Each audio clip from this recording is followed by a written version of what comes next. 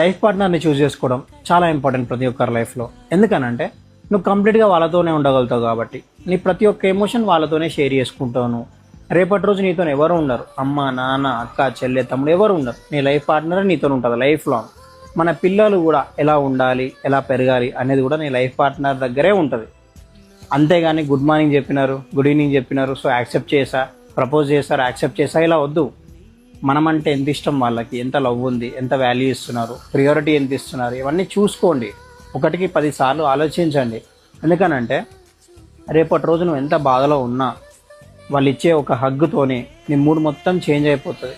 ఇక్కడ మ్యాజిక్ హగ్లో లేదు, ఇచ్చే పర్సన్లో ఉంటుంది. ఆఫీస్ నుంచి వాళ్ళు వచ్చేటప్పుడు నీకేం కావాలో అడుగుముందుకే తీసుకొస్తే ఎట్లుంటుంది?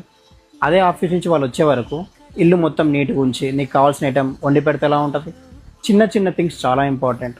సో లైఫ్ పార్ట్నర్ని చూస్ చేసుకునేటప్పుడు 1కి 10 సార్లు ఆలోచించుకోండి.